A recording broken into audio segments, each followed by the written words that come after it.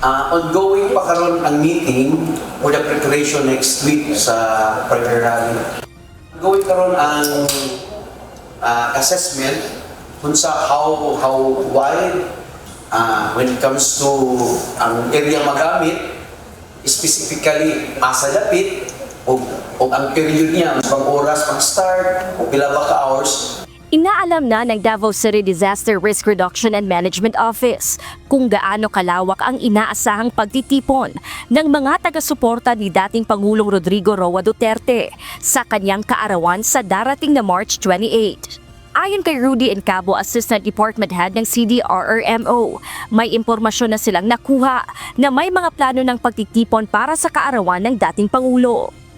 Dito inaalam na kung gaano karaming individual, anong mga sektor ang makikibahagi, at ang eksaktong lokasyon ng pagkilos. Nagpapatuloy din ang assessment ng CDRRMO sa deployment ng kanilang assets upang masiguro ang agarang tugon sakaling magkaroon man ng emergency situation sa naturang pagtitipon. Ongoing pa ron ang top management, ma'am, pag-assess o kung saan pag-address. So di pa kayo kumakatag sa mo details sa pagkakaroon, kay ongoing pa.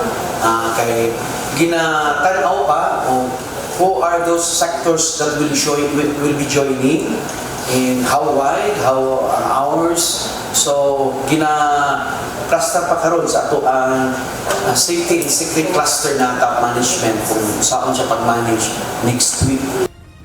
Samantala, naghain ng resolusyon ang Digos City Local Government Unit bilang pagpapahayag ng kanilang suporta sa dating Pangulo. Sa naturang resolusyon, inihayag na may sapat na kakayahan ang justice system ng Pilipinas upang resolbahin ang umano'y aligasyon kaugnay sa anti-drug campaign, kaya hindi na kinakailangang pumasok pa ang ICC.